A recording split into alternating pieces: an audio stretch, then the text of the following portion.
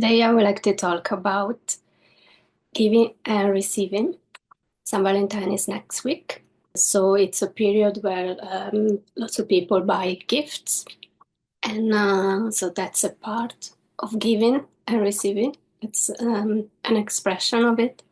And then we have other festivities during the year. And those are moments where people sometimes feel obliged to give or receive something. They feel obliged to buy gifts, make gifts, and this is organized by all these festivities. Like, for example, um, we have gifts for Christmas, we have gifts for St. Valentine, we have gifts for birthdays, and it's something that for me, giving gifts was always something that I would enjoy very much, especially to my loved ones. And I don't know, maybe it's related to my art and the fact that I like to do things with my hands, so to make things. So I like to wrap up gifts, to choose the paper, to choose the decoration. I do like to prepare gifts. And it's something that, for example, for St. Valentine, some time ago when I was a child, I remember once, I remember I really liked to go in the stationery shops and to buy, but with my pocket money, buy something. I would look at all these little objects they had. And I remember when my mom was married, like she got married about when I was 8 years old. Before that, she was kind of single, and my dad was not around. And so when she got married, and I thought that her husband could be a good stepdad for me.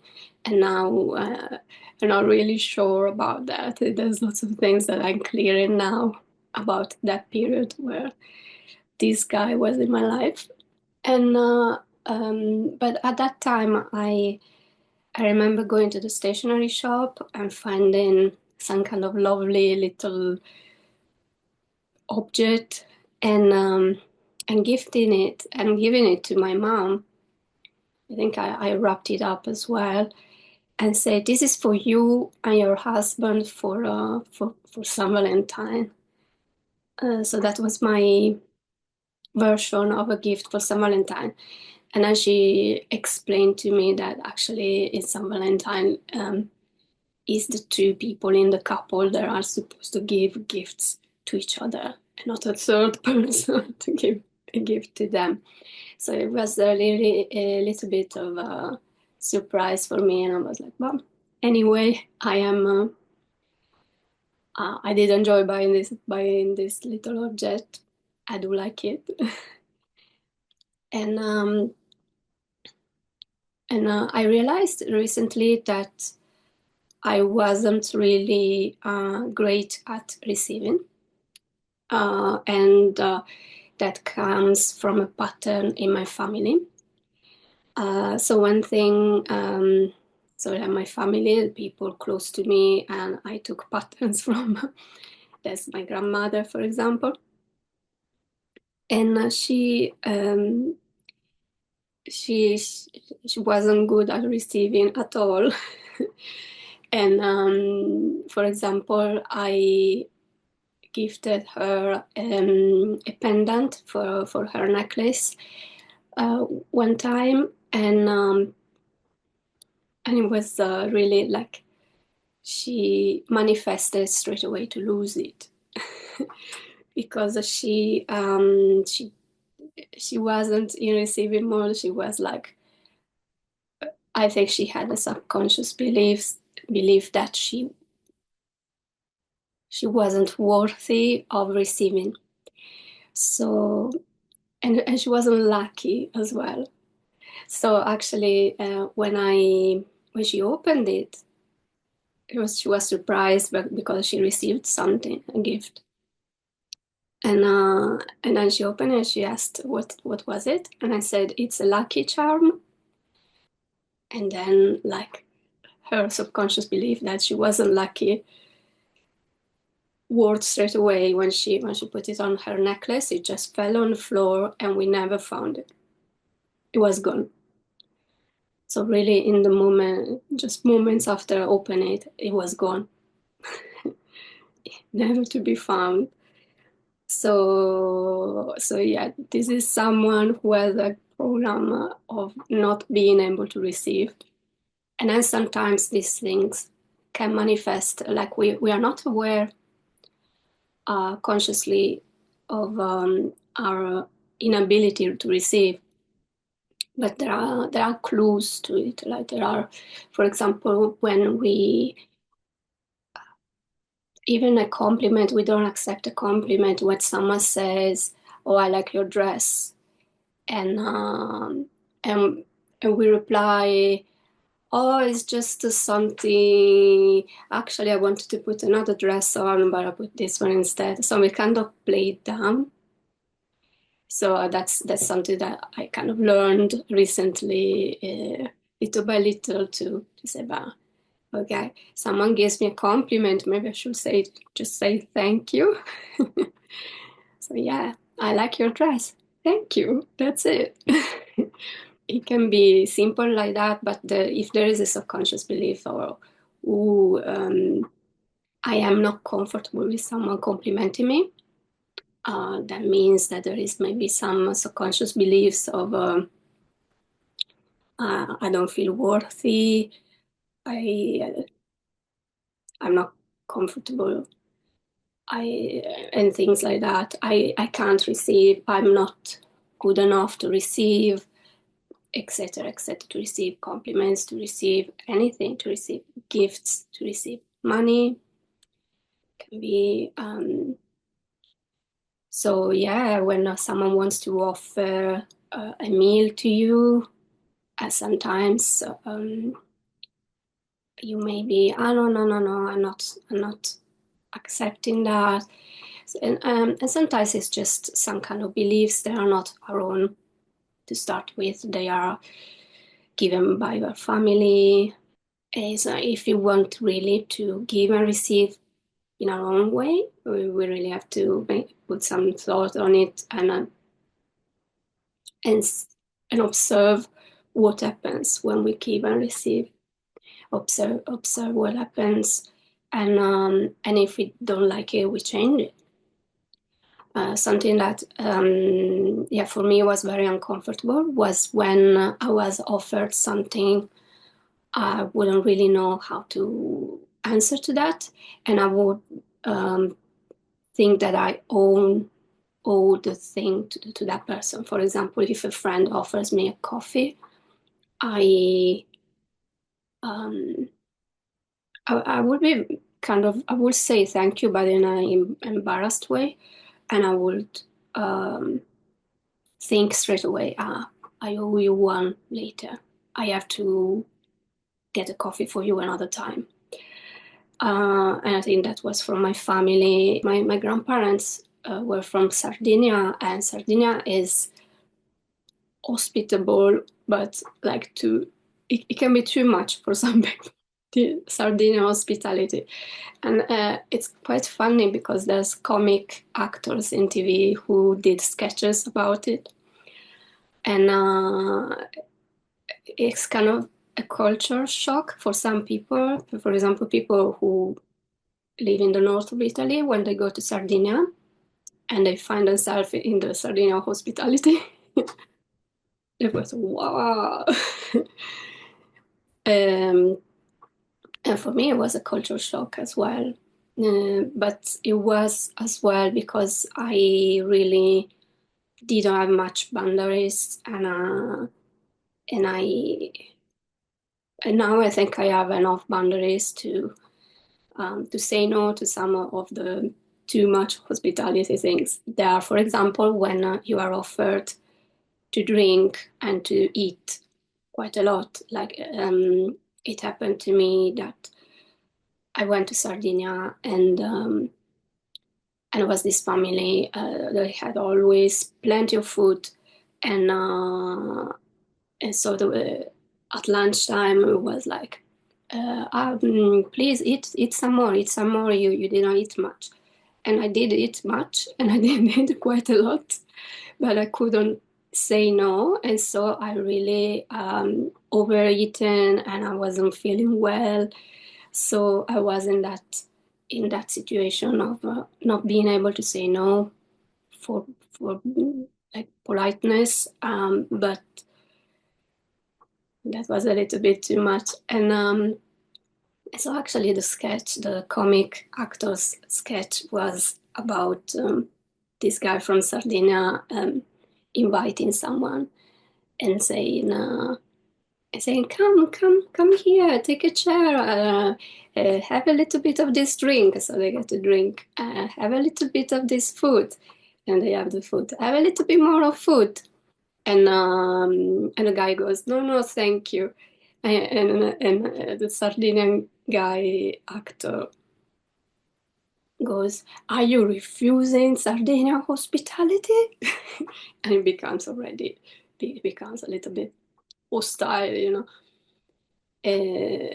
So that was a little bit funny for me because sometimes it's like this. It's seen a little bit like aggressive from other people. There's a little bit different standard, but it can be very good, and I think everybody have to recognize and say what their boundaries are. So when they are offered another one and it's too much, they say no, it's too much. Thank you, but that was too much. For example, another thing that happens in Sardinia is that if there is a group of friends, group of people at the bar, one offers a round, and then the second one offers a round, and then the third one offers a round. So like if you have 10 people, that's 10 rounds. And that means there can be 10 beers, and 10 beers, someone can get really drunk. So, so then some people will say, okay, I'm going to get an orange juice instead, or a drink of water, or okay, I'm going home now, and things like that. It's we have to recognize when we have to stop accepting, stop receiving these things when it's enough for us. For me, for example, drinking, I don't like beer, so I would not get beer. I will get, and when I used to end up in these circles, I will get some chewing gum. I will get an orange juice. I will get a glass of water. And yeah, and then yeah, there's a balance, or the other part is giving, and so here, yeah, it was about receiving, and when we give, a very nice thing um, that I experienced recently is when I declutter, when I give something that I don't need anymore, and I discovered recently the app Olio, like Olio. It's the Italian word for oil, and it's an app we used here in the UK, and it kind of connects you with local people in your local area. Where if someone has something they want to give away, you can see it in the app and you can go and collect it. It's very nice for the person who is giving away because other people go and collect it from them, so they don't have to. It's nice. They don't have to go out of their house. And using that app was very nice recently because I found some clothes that I forgot about for many years, because there are clothes I used to use before to have my children. And I remember them. So when I found this bag of clothes, I tried them on, and I was a little bit, I remember this dress. And there were two dresses that were kind of wool, they were very warm. And as soon as I tried them on, I was like, oh my God, too warm, too warm. And straight away I thought, okay, no, I can't keep this stuff. I'm not wearing it anymore. And it's funny because I really changed physiologically. At the time I was in, and I think it was because I was in survival mode. I was in freeze and hide survival mode most of the time. So actually I was feeling cold, and I was wearing dresses that were like wool dresses. And now I can't. Now I think I am out of survival most of the time. So actually, I feel warmer. So those dresses, they are not mine anymore. I don't want them anymore. I don't want to use them. But I think they are like someone can like them. They can want them. So I put them up on the app, and a girl came to collect them, and it was very nice because she was like, oh, thank you very much. I really need some kind of warmer clothes for the winter. And so it's so nice to have this exchange of me saying, okay, I want to give away this. I don't want them. I'm not using them anymore. And this woman saying, I need them. And she gave me feedback, and she said that she liked the two dresses, so I'm very happy about it. And another thing that happened was very interesting because that was through this Olio app, and it was about receiving for me. And I realized how much I was resisting receiving because, and it was very interesting, synchronistic, because my son was due to have swimming lessons. And we did have some kind of goggles for him, but he couldn't find them. So, but just that day, I seen in the Olio app that someone was giving away swimming goggles for children. So he couldn't find them. He was due to have his swimming lesson. So I thought, okay, I'm going to collect these goggles for you. Great. So I contacted, there was a woman in my local area. I contacted and she said, yeah, I can organize. I will be outside, but I can organize and I can put them outside my house, just outside in a bag. And then I didn't, I asked something and I didn't receive an answer, a precise answer. So the following morning, I sent her a message saying, did you prepare the goggles? Are you ready? Are they ready now? And then I realized that I was just checking and I was just kind of not ready to receive. I was kind of not feeling worthy to receive. I was double checking, like, are you sure you are giving me the goggles? Are you sure I am worthy to receive these goggles? And then I thought, okay, let's do it differently. I deleted, let's trust that the goggles are there. Because there was a part of me that, even though she said, I'm going to prepare them, put them out, there was a part of me who wanted more confirmation, more like, yes, I put them there, now I put them there, they are there, confirmed. And I thought, okay, I'm going to delete this message, and I'm going to trust that they are there, and I'm going to go now. So it was just after bringing my son to school, and I had the address. So I went to the address. It took me a little while to find the house, and then I found a bag with the goggles. Oh, I found them. I was super happy. I found them. I received them. I received them. And then I sent her a message. I found them. Thank you very much.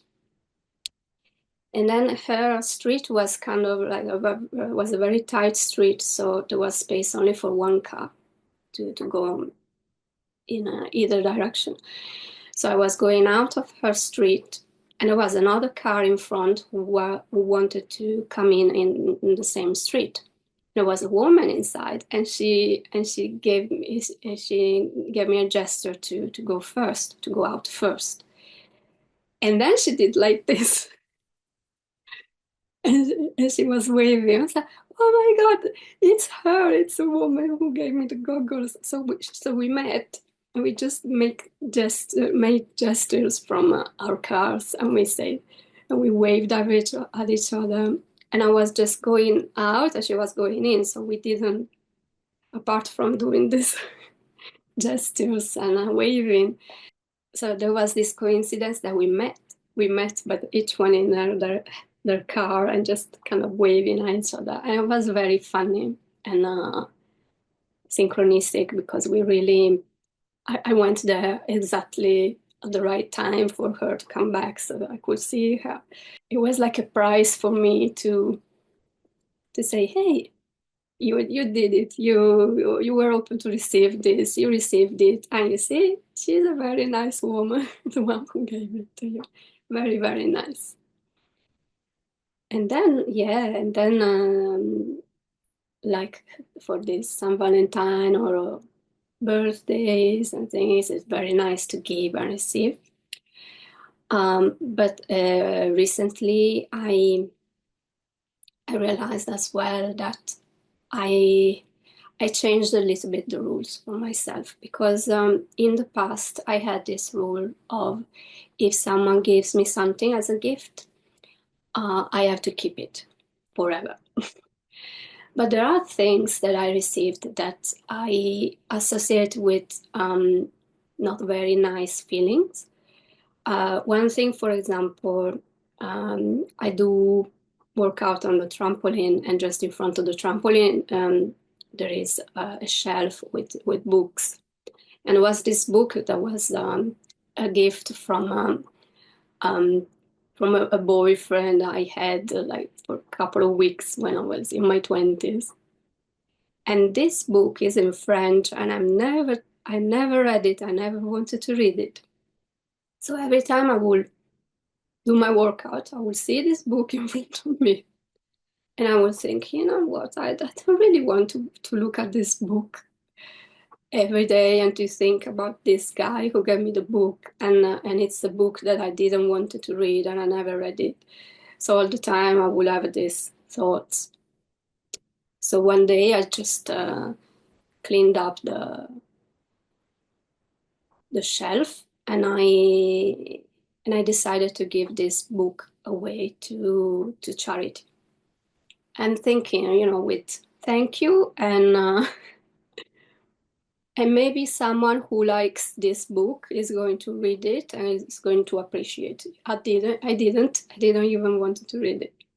I don't think it is something for me to look at all the time. And I did the same with another thing recently that is um, a comic book I received as a gift. So I love comic books, and I love the friends who gave me this comic book as a gift.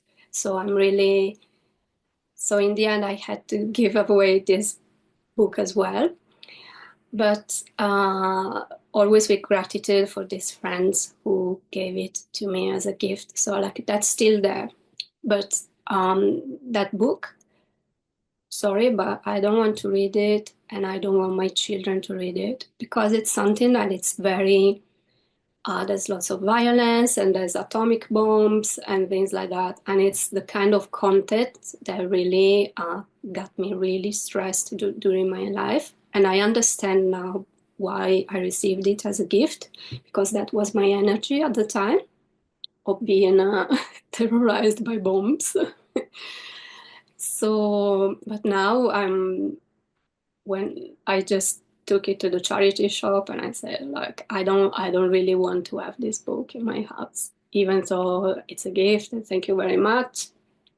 But yeah, I want to decide what I'm keeping and what not. And sometimes it's like this, when we give something to someone, it can be like a little breadcrumb, like this comic, for me to understand that I have to work on my fear of bombs. But yeah, I don't have to keep it, and they don't have to keep it. Another thing I was talking with a friend about, it was quite funny. It's a gift I received from my boyfriend's mom when I was at university. So I met her. I went to my boyfriend's to meet my boyfriend's parents at that time in their house, and she was really nice, and she showed me this collection of dolls that she had. And like my friend was the same as me. I don't know how many people out there find porcelain dolls creepy. I do.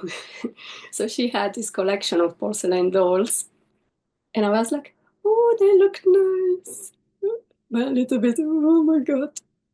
And what happened next? She came to visit me and she gave me one as a gift. I was, oh, thank you. But uh, but yeah, maybe now I would be more like, oof, yeah. What do you do? It would be nice to see in the comments. What do you do when you receive something that you find creepy or you really don't like? In that case, what I did, I say thank you, and it was hidden in a cupboard all the time because I found it creepy to have it on a shelf and to look at it. So I hidden it. It was hidden somewhere. But if she will come and visit, I will put it out for her to say that I still had it. Yeah, so we have some gifts that we didn't like, and then some gifts that we loved. Uh, for example, yeah, there are some people in our life that they really know what we want, and or they really look at us. They really see what we want. For example, when I was in middle school, I was around 13, let's say. I would go around. I will go out with a friend, and we will go and see the shops together, things like that. And she would be organizing like for the people in our class to give us some money and to make a gift. So actually, because she was going around with me, she would really choose something that I liked, that I was in front of the window, and I would say, I like that. And she would buy it for me. So I will have it, I will receive it as a gift for my birthday from all the classes that I would put together money. So that was a very nice and thoughtful of her to do that, to know what I liked, to ask, to observe what I liked, and then gave me that. And yeah, sometimes that's the opposite is happening. For example, my grandma still like. I remember I received some slippers from her that were not really a type I liked. They were not even the right size for me. So there was something off really for this thing and kind of for the relationship. I don't know. Now, one thing I do now more and more is I don't expect anything. I give a gift without expectations. For the joy that preparing and giving a gift brings to me. In the past, I would expect something. So I would prepare a nice gift. I don't know, I will prepare a gift. I will spend £10 for a gift. I will kind of expect a £10 gift back from that person. I would be in that quiet. This is kind of like an exchange. I gave you this, you might. When I gave you this for my birthday, I expect you to give me something that's around the same value for my birthday. I was in that mentality. And then I had some deceptions. And then I thought, and lately I thought, you know what, it's good to release expectations and especially for my birthday, I released the expectation of receiving something. I released the expectation, and I started to spend the day in a way that I like, and yeah, and this year was interesting because I am the one who gets the cake for everyone in the family. At least, like for me, the minimum for the birthday is the cake. The minimum, the essential for a birthday is the cake, and singing happy birthday and put some candle on it, some candles. And and so on my birthday, I went out. I organized my day in a way that I loved it. So I went out, I met a friend, meditated, and I spent a nice day. And then I came back and I got a happy birthday, but there was no cake. I didn't get the cake. So I thought, oh, it's okay. I'm going to buy myself a cake the day after. So I did. Myself and my kids. In the end, the cake is mostly for them. So yeah, I think, yeah, giving without expectation, and then we will be surprised when we receive it because we didn't expect to receive, and it's a nice surprise when we receive and we didn't expect. And we can receive lots of different things. We can receive a smile. We can receive a thank you. We can receive a gift. We can receive something from our friends, something they don't use anymore, but it would be useful for us. There's so many things we can receive.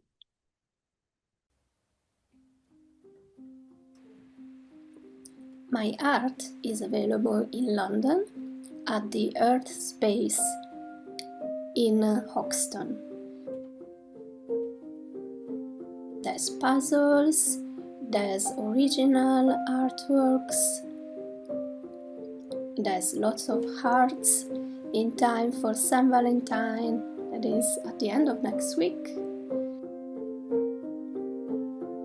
There will be a nice display outside on Saturdays for the market, and there's merkabas I made. There's a love potion, and there's prints and cards, and heart is sold at House of Leila in Gravesend. You can buy my cards and necklaces and original art as well. The links are below. In my website you can find a new free document you can download. It's called Beliefs That Support Us for the Life We Want. And it's a list of 6 limiting beliefs that we can transform in supporting beliefs. And then an example is something that happened just this week. And this is my son, who is 8, who was saying, I'm so unlucky because he will lose when he was playing video games with his brother. So I facilitated a PSYCH-K balance with him when we installed the new supporting beliefs. I am lucky, And the same evening, just a few hours after this, he came to me all happy and he said, I won 3 matches today in the video game. So actually children are a very good example on how balancing with PSYCH-K and changing the subconscious beliefs can really, we can really see results very quickly. And that was really heartwarming for me to see him happy and feeling lucky. So you can download the free document from my website. The link is below.